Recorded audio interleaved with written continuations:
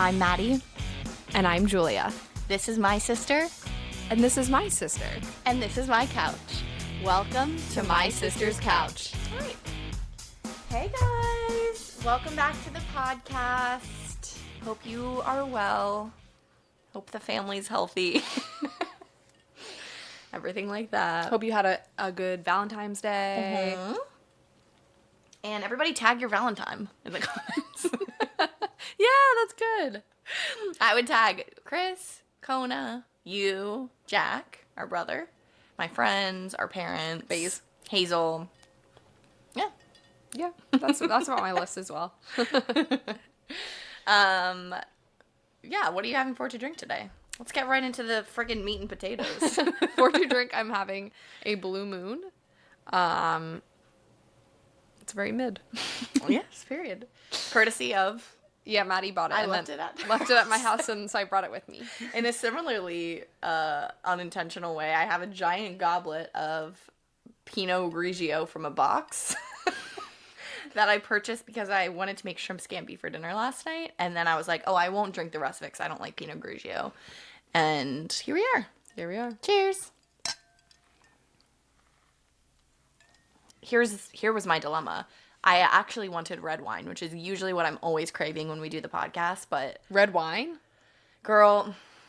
I guess you have been drinking that. My red wine mouth. Like, I do not want to be on the podcast shining my purple teeth for the world to see. Or millions and millions of fans would be so grossed out by me.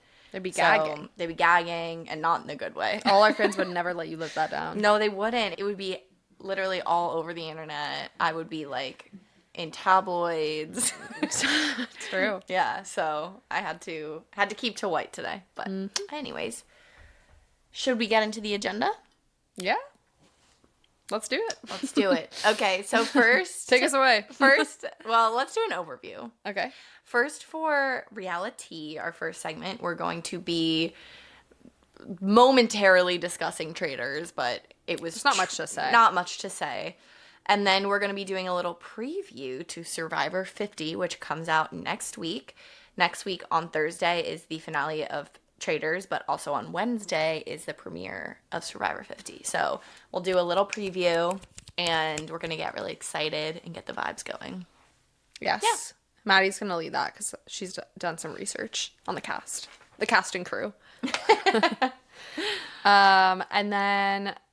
For Not That Deep Soapbox, I'm going to be talking about the things I liked and didn't like about the new Wuthering Heights movie because it has come out and I did go see it in theaters.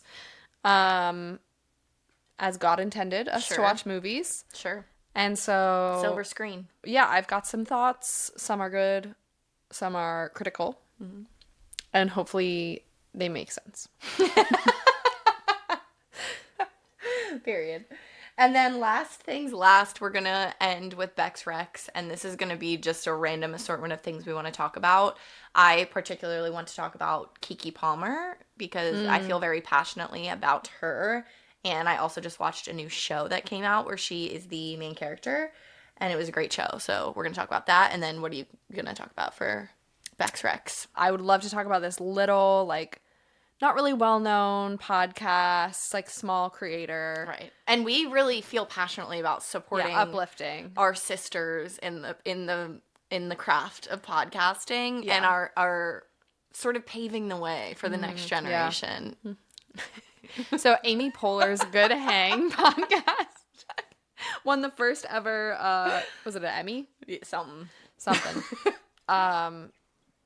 Like, very critically acclaimed podcast. I've been listening to it, and unfortunately, they were right. The podcast is really good. Yeah.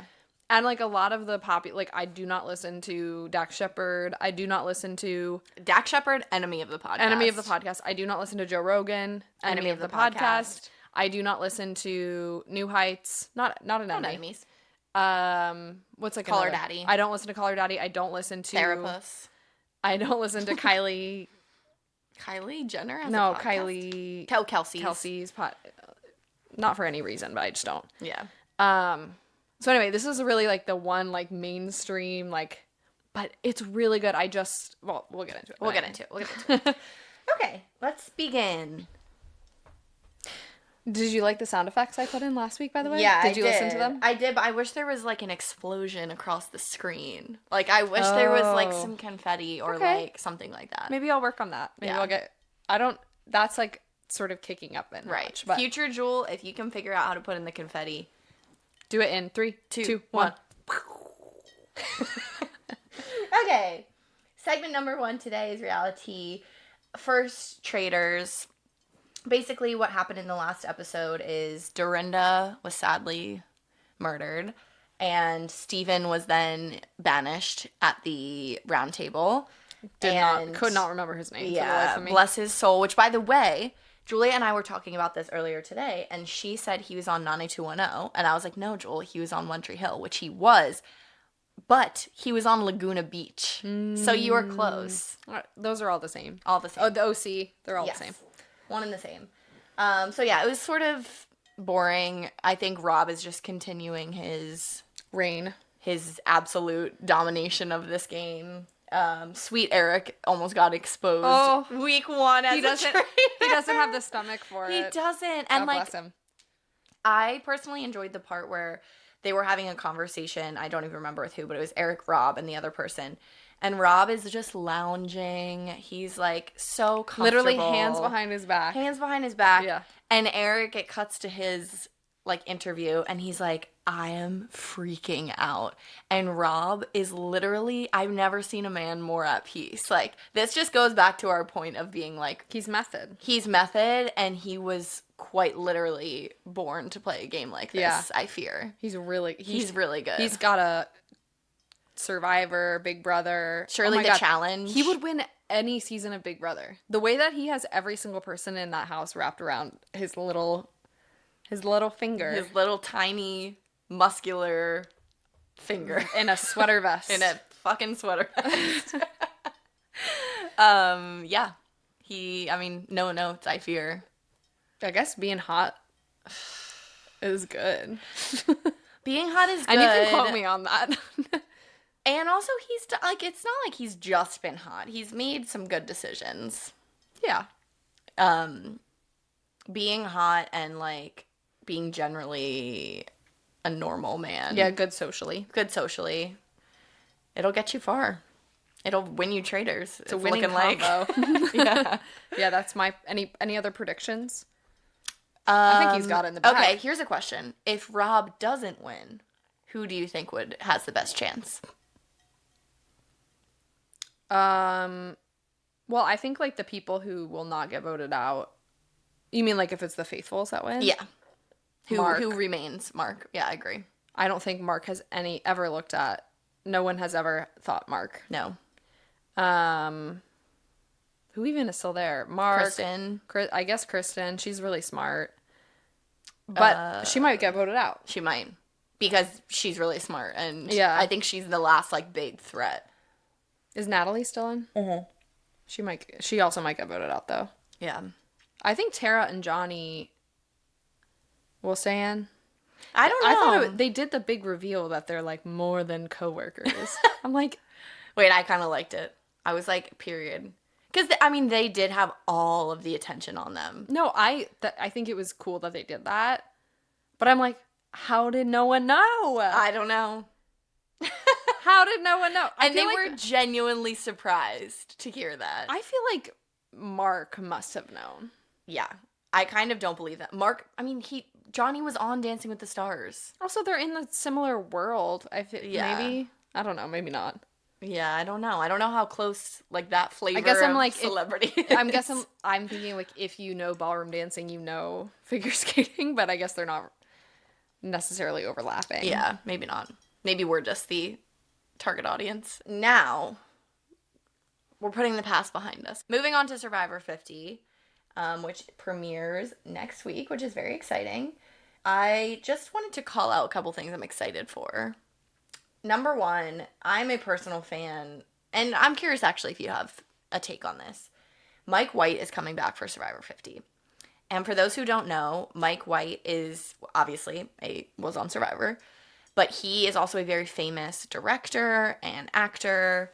To me, he most notably was Mr. Schneebly from cult classic School of Rock, which is one of my probably top 5 movies of all time.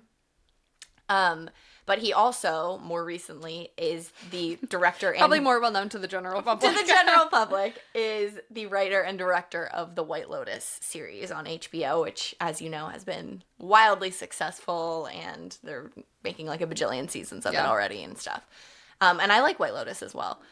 But I loved Mike White on Survivor, and I feel like it's controversial because some people think he doesn't really deserve to be there or deserve to win because he is now. Now, I think when he was on it the first time, he was a little bit lesser known, and he was known as like Mr. Schneebly. Yeah. Now that he's Mike White of White Lotus fame, do you think that his chances are lower for doing well in Survivor 50?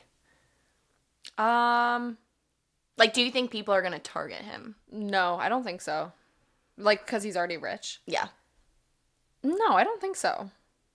I mean, everybody on it has already been on Survivor, right? They're mostly all career Survivor yeah, players. and they're like all kind of famous. No, yeah, not as famous as him, but yeah, the more recent players I think are less. I mean, like Suri, like Coach, Ozzy. These are like sort of names. Career players, but yeah, Boston Rob is not on it, right? No, he is not.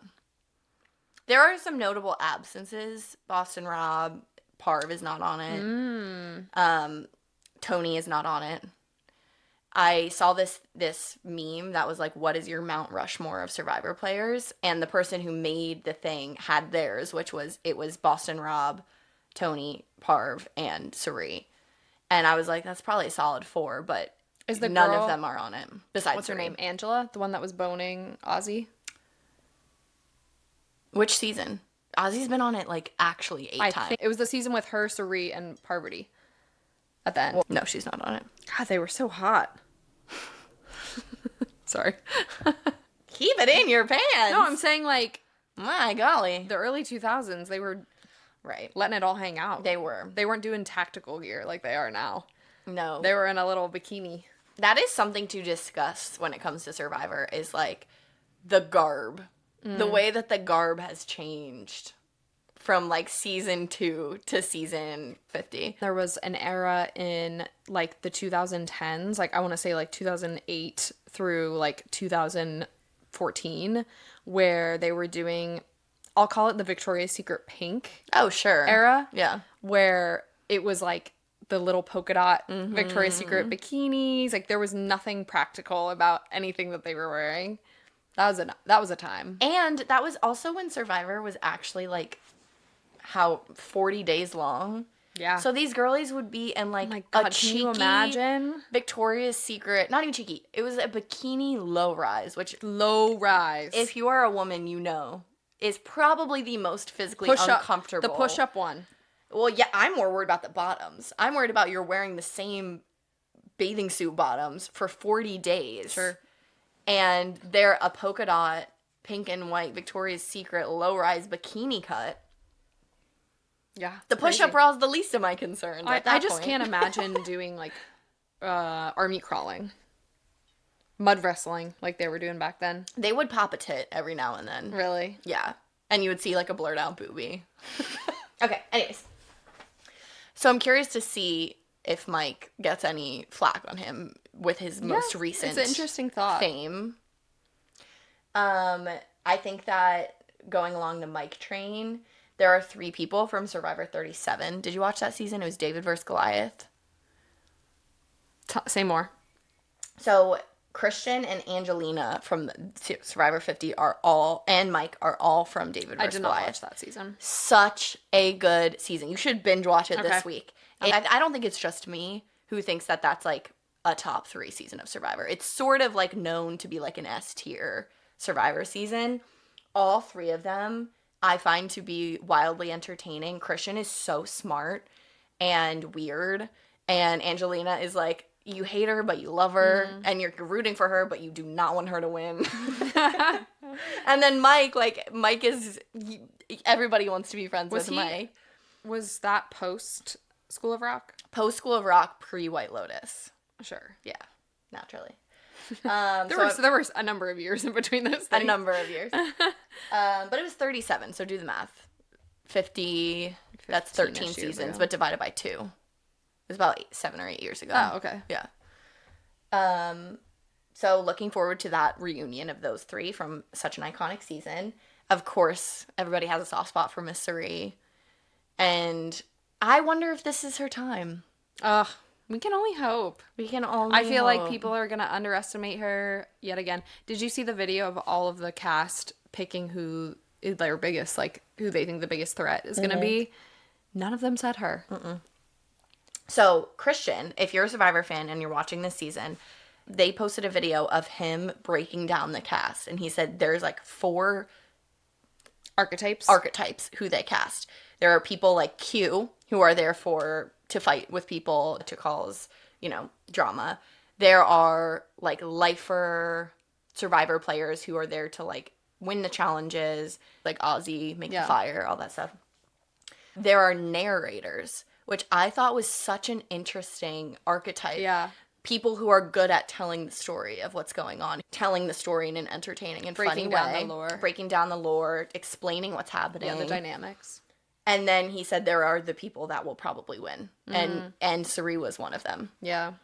And I think something else he said, because I think I saw this video that I was talking about, is that a lot of like the newer Survivor players, like from more recent seasons, Rizzo, for example, they're kind of obsessed with like having like their Survivor moment and like doing something iconic to like make their mark on the game. Like Rizzo always like they want to like do a big move to like play an immunity idol at the exact right moment. Like you want to have like a shtick, which is like why Rizzo like played a fake immunity idol every week. It's like dumb. Anyway, so I'll be curious to see how like the dynamics of the people who have played the game more recently in the format that it is now, which is very different. Like how that meshes with the like older Survivor players who played it, in the 20 years ago or whatever. And the game was very different. Yeah. And I think we've seen that dynamic play out in past like returning seasons where they bring older players back and heroes versus villains and blood versus water and all that stuff. And I think that the older players struggle with it more because for a lot of these people, when they played the game, it was mostly just sitting on a beach for 40 days. Yeah. There would be days where they didn't have comps. Like, yeah. And there weren't all these different, challenges and the different twists. It's and a busy schedule. They're doing shit every day. All the time. And it's much less on the actual, like, survival aspect. Of course, it's still there. Of course, they're still sleeping in a pile of dirt. Now they don't get the flint. Now they don't get rice. Now they don't get, like, the chickens and the fruit to start off the season. So it's still physically challenging, obviously, but it's much less just about, like, who can make a really good fire, who can make a really good shelter, who's, like, not annoying that you want to keep around. Like, those were the main reasons why people would get voted out. Yeah, you had to make yourself useful.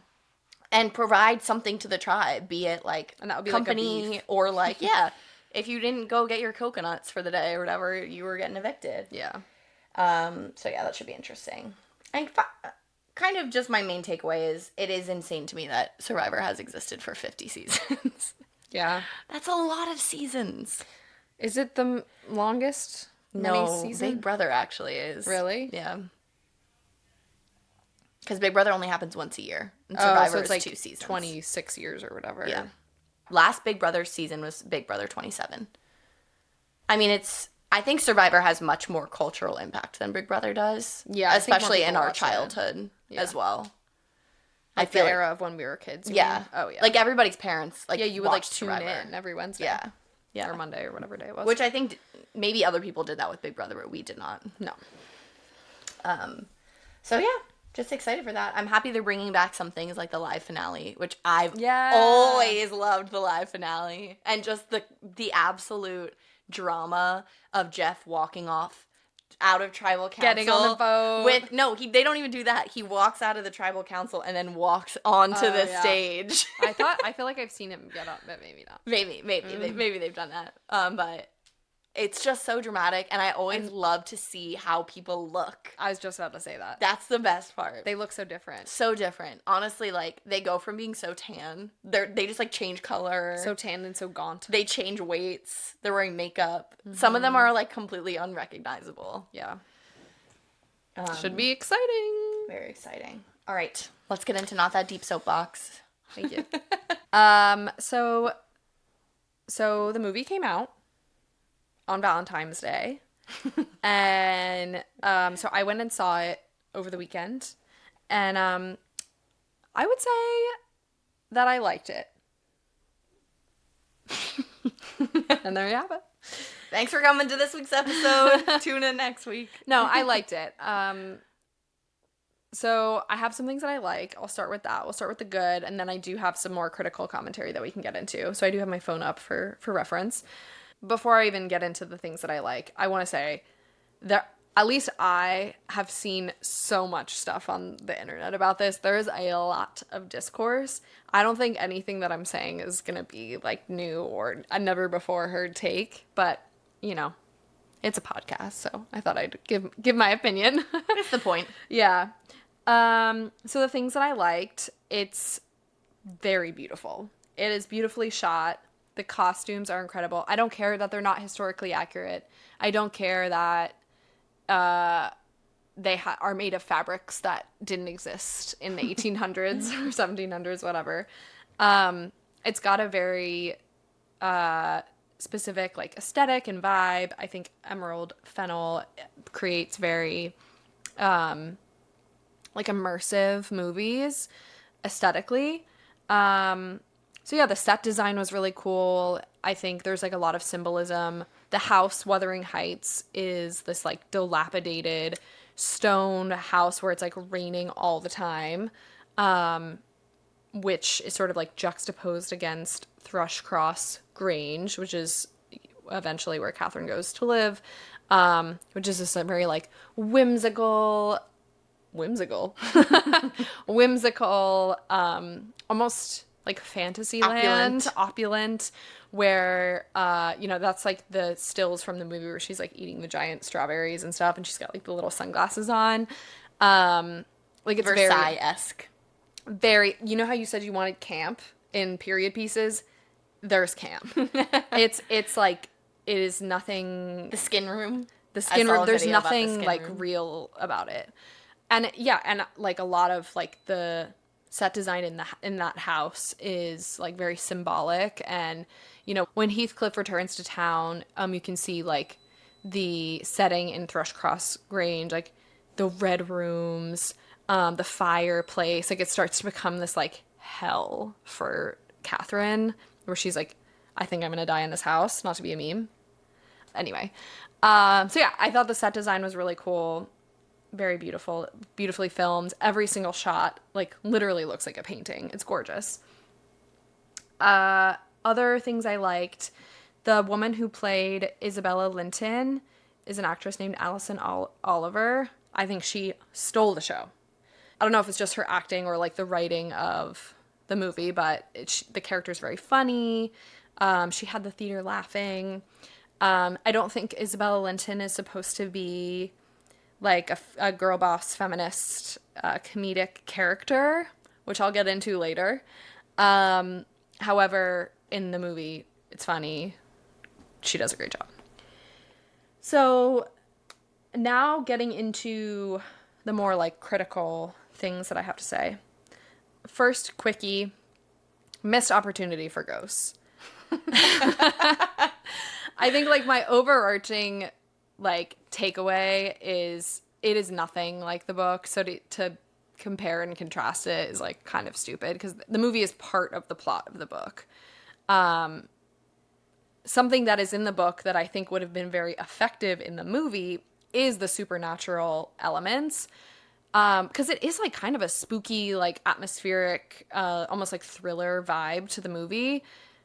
Throw in some ghosts. That would have like really been tonally appropriate. Give the people a fucking ghoul, for fuck's sake. Or at least like allude to some, I don't know. There was a ghost opportunity to be had and she did not seize it. Give the people what they want. Yeah. On a more serious note, I think the casting was not good. Much has been said about the Heathcliff of it all, the fact that he is, in the book, not a white person, but then was cast as Jacob Elordi. It's very clear, like I said, that the movie is just kind of like part of the plot of the book. And I think Emerald Fennell has kind of picked and chosen the different themes that she wanted to be present. One of those themes that she did not want to be present was race and like those dynamics. I think honestly though, like it would have been a very different movie if she had been more accurate in the casting of Heathcliff. And so I'm kind of like, if you're not going to like address it, then I think it made sense in the context of what she was trying to do. Right. That being said, it does seem like she's kind of doing sort of like a race blind, like Bridgerton-esque thing, because there are characters in the movie who are not white, which would not have made sense in like if we were being historically accurate or book accurate. I think the other thing that was not good about the casting was like just the age of Margot Robbie and Jacob Elordi. I think we could have watched a really compelling, sexy love story between the two of them if Emerald Fennell didn't maintain certain plot points from early on in their love story. There are a number of scenes after there's like kid actors that play them when they're kids. And then there's sort of a transition period of the movie where it is Margot Robbie and Jacob Elordi playing Catherine and Heathcliff before she gets married, before Heathcliff leaves. It's the part of the book where they're like late teenagers, like 17, 18. And it's really giving the Steve Buscemi, hello, fellow kids meme. I'll insert. I think like they could have done it in a way where like, I don't know. It's interesting because Catherine's dad makes a comment that Catherine is well beyond her spinster years. I guess attempting to address the fact that it's a 36-year-old woman playing a teenager. Aren't we all? Yeah, but like then they're playing out this like very juvenile dynamic where Catherine is having this like sexual awakening and they're fighting in like a very like kid-like way, like as if teenagers would fight. Anyway, it's a very off-putting part of the movie, which I did not care for. It got better when like they're actually adults playing adults. So then my last comment I think is kind of like my biggest takeaway, which is that I left the theater feeling upset. It's a sad movie, but I wasn't like necessarily sad about the movie. I more just left feeling like maybe a little like unsettled. And I think we watched obviously a lot of TikToks and read some articles about this. So I'm going to be referencing a TikTok by Hey, it's a new era. It's a new era. We can cite whatever the fuck we want. My favorite podcast is called Good Noticings, and they do a lot of, it's honestly very similar to our podcast, but they have been doing it for a long time, so they're, no offense to us, a lot better. But the one woman made a TikTok where she's basically talking about the deep dive they did on Emerald Fennell, and Emerald Fennell, the director, has gone on record saying that when she's making movies, she is very purposefully not trying to be didactic. She doesn't want people to necessarily like take away a lesson, to learn something. She's not trying to make people have like a moral revelation from her art. She's just wanting people to have like a visceral kind of like a ooh. Kind of like, ooh. Yeah, like a ooh. What is Barry Keoghan doing? Yeah, like she wants people to just have like a visceral reaction in the theaters. And I think that's very clear in this movie.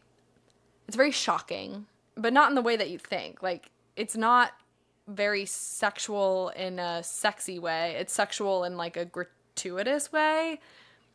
There's a lot of goo. It's very like literally slimy. There's like jello and slugs and broken eggs. Like it's very visceral. Sorry, now I'm just ranting about the goo. So, yeah, she's very purposely not trying to have like a moral lesson. If you are going to use the IP of something, if you're going to be capitalizing off of a well-known existing piece of art, like a book, for example, Wuthering Heights, then I think you have an obligation to have like a similar tone or have like a similar take-home message. And the take-home message of this movie is that there isn't one. And I think like Emerald Fennell really flattened the plot of this movie. Like it is just the love story between Catherine and Heathcliff. There is no elements of like the generational trauma that exists in the book, which is really the core of it. You know, I think the reason why the book has stood the test of time is because it was one of the first novels to talk about how like abuse and racism and domestic violence contribute to these cycles of generational trauma in families. And if you're gonna not, if you're gonna eliminate all of the aspects of all of those things, which she did, then there really is no message. And I think she's actually now similarly like in Saltburn. You didn't see Saltburn, right? No, but I'm familiar. It's the same thing with Saltburn where you think the moral of the story is going to be that these aristocratic, high class people are going to be the bad guy who are awful, by the way, are going to be the bad guys in the end. And she's trying to like subvert your expectations and be like, well, actually, the middle class person is the bad guy all along. And maybe the rich people, you know, they're not so bad after all. And like, I don't know. I just think that's so antithetical to the actual take home message of the novel. Yeah. And I don't really believe that you have to be, you know, not like a purist, that you have to be true to the original, but I do think by like flattening the plot and like eliminating all these like complex dynamics and themes, it's just kind of like, okay, that was just like sad. And like, what was the point of that? Yeah. I don't know. Yeah. But I liked it. I watched it again. But I don't think it like hit quite as hard as it could have. Yeah. Yeah. I think that I'm saying this based on somebody who has not seen either movie that you just referenced. But it seems like she sort of has like a like nihilistic point of view where it's like it's sort of pointless. Oh, nothing matters. The rich people are bad, the poor people are bad. Everybody's bad, but also everyone's kind of good and bad shit happens and that's it. Like that's the end of the day. And I think there's a time and a place for that.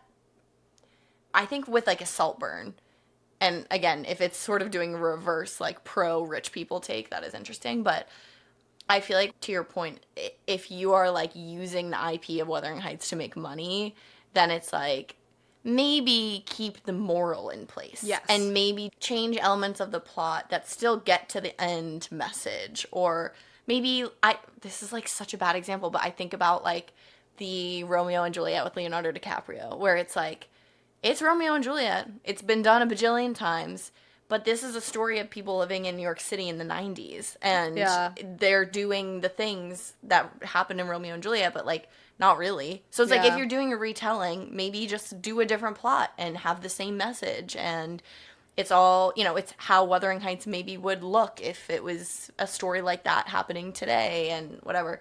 I don't know. I'm certainly not educated enough to speak on like the intricacies of writing a screenplay or directing a book to movie adaptation. Yeah. Certainly. Also, I love bad movies. Let the record show. I'm actually pro bad movie. I'm sitting here being like, it's not as like, you know, it's not impactful and keeping the things. Like, I love Twilight. You know? I know, but it's different. I do think it's different, and I'll also say I read Wuthering Heights one time in my childhood, and I have not read it, like I was just saying to Joel before we started, I have not really interacted with the material since then. But there are pieces of material that I feel very passionately about that are like serious and important. And I feel like Wuthering Heights, for what it was at the time, was sort of, I don't want to be dramatic, but it had not been done before. Like Mm-mm. romance in like a fucked up way just like didn't really exist. And especially a woman writing it and especially discussing issues of trauma and class and race. Like from my perspective, at least in my very limited education, it was sort of ahead of its time in that way. So I do think it's a little like it's disappointing. If I were somebody who had a really deep connection to the text, I feel like I would be disappointed by that. The other thing that came to mind for me is like, is it right to bait and switch people the way that the advertising for Wuthering Heights bait and switched probably many people who are not familiar with the material? I think it's a great question. Like, where is the ethics of being like, Valentine's Day, smutty movie with your girls, to then actually like touching on some of the really messed up parts of the story? I couldn't agree more. I feel when I saw the movie being marketed in a very similar fashion to the It Ends With Us Surely. of it all. If you recall, Blake Lively, get your florals, get your girls, come see this movie that's Sure. about domestic violence. Right. Um, it was very giving very much that. I I thought they were going to change. I thought they were same. not going to include those parts, and it was just going to be Jacob Elordi and Margot Robbie being intimate with one Yeah. another. And I think that, and I didn't even really like want to get into this too much because I'm not in the community. But they really took the character of Isabella Linton, who is a victim of abuse at the hands of Heathcliff and domestic violence. They are married, by the way, in the book and in the movie, actually. And they made her this like feminist, like sexually empowered woman who's exploring kink with Heathcliff. There's like a BDSM element of this movie. And I'm like, is that poor taste? I am not one to say. I cannot speak on the That's why I'm topic. like, I'm not in the community, Yeah. so I don't know, but Girl, that's above my pay grade. you know how like in 50 Shades of Grey, people were like, oh, who were like in the community were like, this was like portrayed very incorrectly and like in a way that was very problematic. I was kind of like, It's not for me to say. it's not for me to say, but I will say above my pay grade. I am but a podcaster. I will say it was an interesting choice. And again, flattens what is otherwise a very complex, but like who would want to go see that movie if it was for real? Right.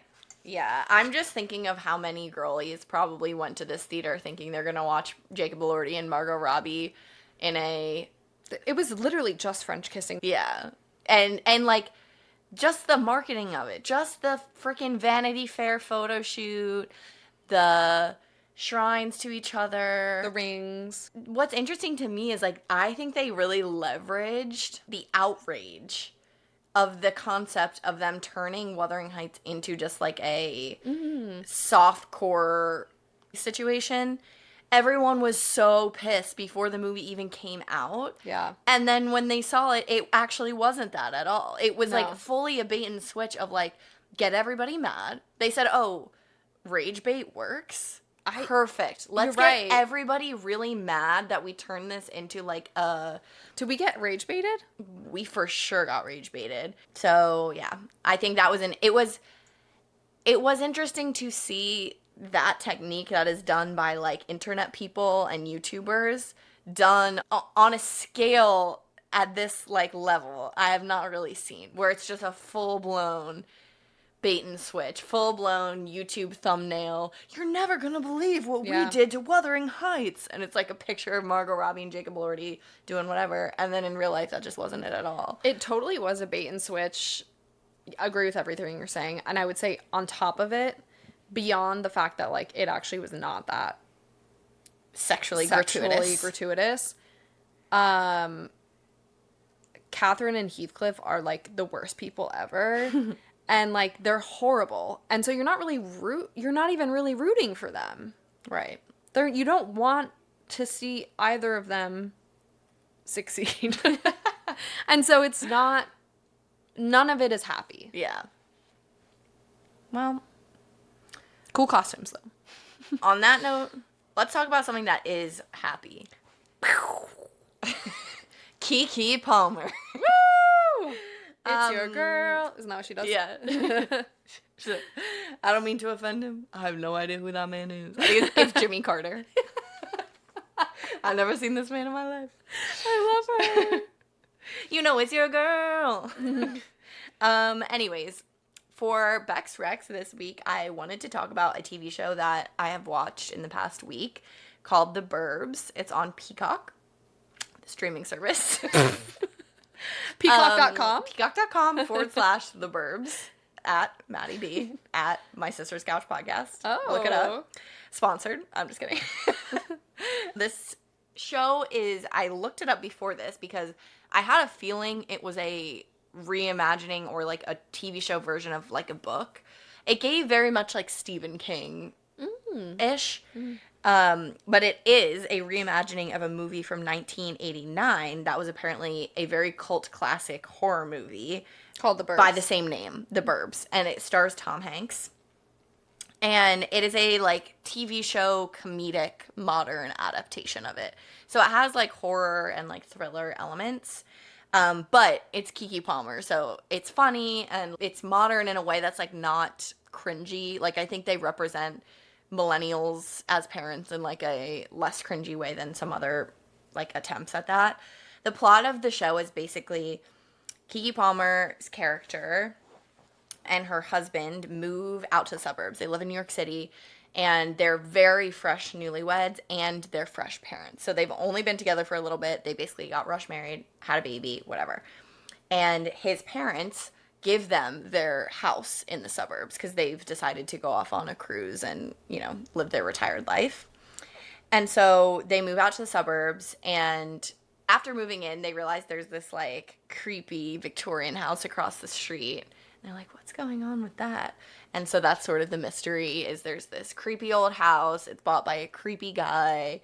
And Keke Palmer thinks that something mysterious is afoot. She is also doing her maternity leave, so she's home all day. And she basically befriends all of these, like, old people who live in the neighborhood. And they all do, like, wine nights, and they, like, solve the mystery. That's so fun. And it is wholesome. so funny and creepy and wholesome. And it is the Uno reverse of what you were saying, where all the characters suck and you're rooting for none of them. In this show, all of the characters are so, you're just like rooting for them. There's many characters where you're like, oh my god, like, oh, I love that. Like, I wish I was friends with them. Like, they touch on like some more serious topics. I mean, there's like aging element. Keke Palmer is like postpartum. So, you know, there's some like serious parts in addition to the fact that there's like a creepy horror like subplot that's happening. And yeah, it's just really funny and good, and I would recommend it. I enjoyed it thoroughly. And yeah, I just think Keke Palmer is a generational talent. I think she's hilarious, so entertaining. She is True Jackson VP, and I'm just about that show. I'm just happy that we have this show and we have Keke Palmer making like full-blown feature television shows at this point. So yeah. I love a good Keke Palmer compilation. Yeah. Of her on like various talk shows and stuff. She's so funny. When she makes fun of Kamala Harris. Yeah. To her face, she goes, like, we did it, Joe! And Kamala's cracking up, like, Keke Palmer, only you could get away with that. Oh my god, We did it, Joe. We did it, Joe. So, like, also, she's just so funny, and, like, she just, she lands all of her jokes so well. Like, you're just rooting for everybody in the show. I will say it is suburbs propaganda.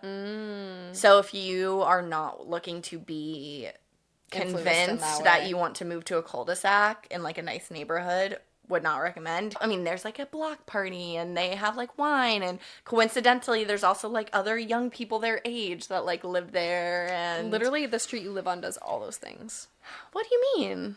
Oh, I do drink wine with my old neighbors, and I have people my age. And there's probably a block party. The grass is green where you water it. Oh my god, I just got chills. Let this be a lesson. Shout out to Irene. That's my girl. Yeah, so that's my rec for the week. If you have Peacock, watch it. If you don't have Peacock, do a free week and watch it. Is it like all out? Can you binge? Yep. You can binge season 1. It has not been confirmed for season 2 yet, but Ugh, because it ends on such a cliffhanger. these Spoiler bastards alert. keep canceling. I know. They keep canceling all the shows I Yeah. like. Ugh. So, anyways, watch it so it can get a season 2 for me. I kind of already talked about my rec at the beginning, which is Good Hang. I just watched listened to the Jonathan Groff episode. I was cackling. Like, it's just so silly. Amy really has a gift of like interviewing people. She's very good at it. And I just am loving this new formats of interviewing celebrities, Sure. because that's the format is, sorry, I guess I'm assuming everybody knows, but Amy Poehler interviews a celebrity. So a lot of her friends from like the SNL era have been on. Tina Fey, Paul Rudd. Andy Samberg, Seth Rogen. But yeah, and then she has some other celebrities on that, she's meeting for the first time. Jonathan Groff was the most recent episode, and I don't think they'd met before. But yeah. Selena Gomez. It's very, very wholesome. I loved the Claire Danes episode. I've seen a million clips from the Dakota Johnson episode, Oh, I didn't even watch that one. and I think that one is funny. Dakota Johnson's really funny, randomly. Yeah. Aubrey Plaza, of Oh, course. the Aubrey Plaza. I did watch the Aubrey We have Plaza an episode. April Ludgate ex Leslie Knope reunion. Yes. Jack Black. Oh, yeah. School of Rock fame. Yeah. Anyway, it's really wholesome, and I do a lot of driving, so I like listening to it. Yeah. Yeah, I think that's it. Well, thank you guys for listening. I have one thing that I want to talk about next week. Okay. That's a foreshadow. I just have only seen like half an episode, so Okay, I did want to talk foreshadow about it. Foreshadow, Love is Blind. Oh. This season is Derogatory. the season is Ohio. Guys. What's going on? Okay, we can't judge because we live in Pennsylvania. I know, but it just must be the people that they like cast for this show, because the Denver season those people were crazy. So I'll be talking about that. I'm hoping it's really boring so far. I'm hoping it picks up steam. Normally when they leave the pods, it gets a little more juicy. Yeah. Anyway, So I look forward to tag your anything else? Valentine in the Oh comments. yeah, we'll talk about Survivor.